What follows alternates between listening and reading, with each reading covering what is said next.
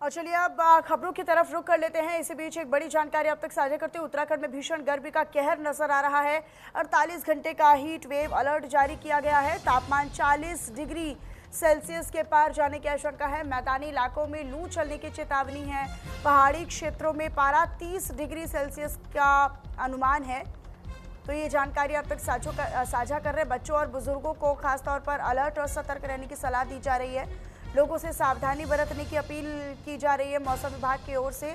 तो अस्पताल विभाग में भी तमाम तरह की जो व्यवस्थाएं हैं वो की गई हैं हीट स्ट्रोक के मरीजों को लेकर। और स्कूलों की बात करें तो स्कूलों में भी टाइमिंग्स में बदलाव किया गया है। मैदानी इलाकों में भी लू चलने की चेतावनी है। पहाड़ी क्षेत्रों में भी आसार जो है वो बेहद चिंताजनक बने हुए हैं। तापमान 40 डिग्री सेल्सियस के पार जाने की आशंका है। 48 घंटे के लिए हीट वेव का अलर्ट जारी किया गया। अमूमन पहाड़ी राज्यों में या पहाड़ी क्षेत्रों में गर्मी का प्रकोप बहुत ज़्यादा हद तक दिखाई नहीं देता, लेकिन बीते कुछ सालों से लगातार गर्मी का प्रकोप जो है वो उत्तराखंड, हिमाचल जैसे राज्यों में या फिर पहाड़ी राज्यों में, पहाड़ी क्षेत्रों में दिखाई देने लगा है। इस बार फिर से मैदानी राज्यों की बात करें तो मैदानी राज्यों में लगातार भीषण गर्मी और लू का प्रकोप नजर आ रहा है। हीट वेव को लेकर प्रशासन भी कह रहा है कि सतर्क रहिए, लेकिन पहाड़ी क्षेत्रों में भी लगातार इसी तरह की जो प्रशासन की ओर से अपील है वो की जा रही है। गर्मी लोगों की मुश्किलें लगातार बढ़ा रही है। देहरादून समेत कई जिलों में तापमान में लगातार बढ़ोतरी देखने को मिल रही है। तो वहीं मौसम विभाग ने उत्तराखंड की, देहरादून की अगर बात कर ली जाए तो हीट वेव अलर्ट जहां पर जारी किया है। और वहीं बात में अगर मैदानी क्षेत्रों की करूं तो देहरादून, हरिद्वार, पौड़ी, नैनीताल और उधम सिंह नगर में भी जो है 40 डिग्री सेल्सियस से ज़्यादा टेम्परेचर देखने को मिल रहा है। वहीं मैं अगर आपको बात करूं, लोगों की आवाजाही भी यहां पर कहीं ना कहीं घटी है। लोग बाग सड़कों पर, जो सड़कों जाम रहती थी, जो जहां पर आवाजाही ज़्यादा देखने को मिलती थी, तो वहीं कहीं ना कहीं अब मौसम विभाग ने भी यहां पर अलर्ट जारी किया है और लोगों को सुबह 11 बजे से 4 बजे तक जो है साफ तौर से सावधानी बरतने के लिए कहा है। और ऐसे में बच्चे और बुजुर्गों के लिए भी कई सारे कॉशंस यहाँ पर दिए गए हैं, क्योंकि जिस तरह से ये गर्मी की मार देहरादून की जनता पर पड़ रही है, इसका असर कितना गहरा होता है और आने वाले समय में इससे कितनी राहत मिलती है। अपने कैमरा पर्सन आशु भगत के साथ मैं हरिवंश, न्यूज़ इंडिया, देहरादून। और सीधे आपको देहरादून लिए चलते हैं। मुख्यमंत्री पुष्कर सिंह धामी क्या कुछ कह रहे हैं, सुनिए। कि हमने जनरल खंडूरी जी के जो उनकी सोच थी, उनके सपने थे, उसको पूरा करने में कोई कोर कसर कहीं नहीं छोड़ी है। इसीलिए आज हमारे सभी युवाओं को पारदर्शी तरीके से चयन की प्रक्रिया में चयन होने का अवसर मिल रहा है। साथियों, आज का यह अवसर केवल नियुक्ति पत्र वितरण का कार्यक्रम ही नहीं है, बल्कि सभी युवाओं के सपनों को साकार करने के मार्ग का ये सबसे पहली सशक्त सीढ़ी है। और ये सभी प्रतिभाशाली युवाओं की मेहनत, उनकी लगन, उनका संकल्प, उसका सम्मान है, क्योंकि आप लोगों ने अपने परिश्रम से अपने लक्ष्य को प्राप्त किया है।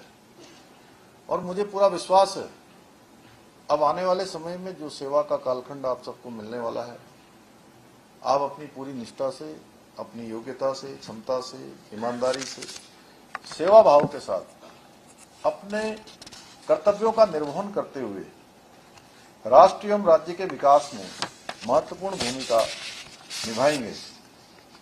यहाँ उपस्थित प्रत्येक युवा की आंखों में भविष्य के सपने हैं और आपके उन सपनों के पीछे आपके माता पिता का, जिसके बारे में अभी यहाँ पर गणेश जोशी जी ने भी कहा, आदरणीय सतपाल महाराज जी ने भी कहा, आपके माता पिता का त्याग भी है, परिवार का संघर्ष है और बरसों की मेहनत छुपी हुई है। सच में जितनी खुशी आज आपको हो रही होगी, उससे कहीं ज्यादा खुशी आज आपके माता पिता को हो रही होगी, आपके अभिभावकों को हो रही होगी और आपके गुरुजनों को हो रही होगी, जिन्होंने आपका ये मार्ग प्रशस्त किया, आपको मार्ग पाथे देने का काम किया है। मुझे प्रसन्नता है कि आज सिंचाई विभाग, कृषि विभाग के अंतर्गत चयनित आप सभी 473 युवा साथियों को नियुक्ति पत्र आज प्रदान करने का शुभ अवसर यहां पर प्राप्त हो रहा है। मैं आप सभी नव चयनित कर्मयोगियों को विशेष रूप से बहुत बधाई देता हूं, बहुत शुभकामनाएं देता हूं और उन सबको भी बधाई देता हूं जिन्होंने आपके लिए प्रार्थना की है, जिन्होंने आपकी सफलता के लिए अपने दैनिक जीवन में बहुत सारी अपनी कटौतियां की है, अपने को बहुत न्यूनता में रखा है और उनकी न्यूनता का ही ये परिवर्तन है कि आपको ये बड़ा विस्तार मिला है, आपको आज सेवा में सफल होने का अवसर मिला है। इसके साथ ही मैं उत्तराखंड अधीनस्थ सेवा चयन आयोग को भी आज के इस अवसर पर उनको भी मैं बधाई देता हूं, जिनके कारण पूरी चयन प्रक्रिया को पारदर्शिता और निष्पक्षता के साथ अधीनस्थ सेवा चयन आयोग ने इस प्रक्रिया को संपन्न किया है। भाइयों बहनों, जब भर्ती प्रक्रिया पारदर्शी होती है तभी व्यवस्था में योग्य और ईमानदार लोग आ पाते हैं और जब योग्य युवा व्यवस्था का हिस्सा बनते हैं तब राज्य के और विकास की गंगा आगे बढ़ती है, प्रगति के नए रास्ते बनते हैं, प्रगति ऊंचाइयों तक पहुंचती है। और मैं हमेशा कहता हूं कि कौन कहता है आसमान में सुराग नहीं हो सकता, आसमान में छेद नहीं हो सकता, एक पत्थर तो तबियत से उछालो यारो।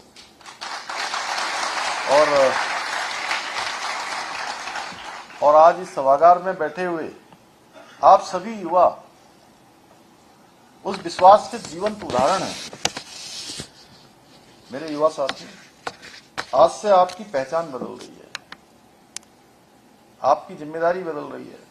कल तक आप लोग अभ्यर्थी थे, यानी कि चयन की प्रक्रिया में भाग लेने वाले, और आप जैसे हजारों लोग और भी थे, लेकिन आज से आप उत्तराखंड सरकार के, जनता के कर्मयोगी, एक जिम्मेदार सिपाही बनने जा रहे हैं।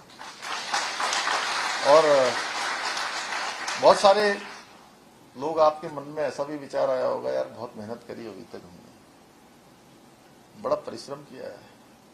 इस सुंदरम जी बैठे हैं, जब आईएएस बने होंगे तो इन्होंने भी शुरू में यही सोचा होगा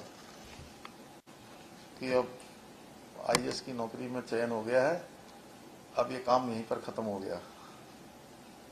मैं आपसे बहुत जिम्मेदारी से कहना चाहता हूं कि अब तक आपने परिश्रम किया है, मेहनत की है, आपके माता पिता ने, गुरुजनों ने, समाज के लोगों ने आपके लिए बहुत बड़ी प्रार्थना की है, बहुत बड़े सपने देखे हैं। आपने तो देखे ही अपने लिए सपने, आपके साथ साथ आपके परिवार ने सपने देखे हैं, समाज ने सपने देखे हैं।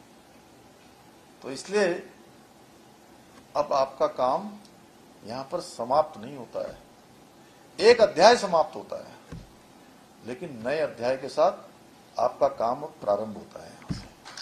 यहां से आपकी एक नई शुरुआत होती है। याद रखिएगा, सरकारी नौकरी केवल रोजगार नहीं होती है, ये जनता के विश्वास और उत्तरदायित्व का भी दायित्व होती है। आज यहां उपस्थित प्रत्येक युवा इस बात का प्रमाण है कि यदि व्यवस्था पारदर्शी हो तो देवभूमि का प्रगतिशील युवा अपनी मेहनत और योग्यता के बल पर किसी भी मुकाम को पा सकता है, कोई भी लक्ष्य भेज सकता है। लेकिन साथियों, आप सबको एक दौर वो था, एक ऐसा समय था जब भर्ती परीक्षाओं के नाम पर युवाओं के सपने का, उनके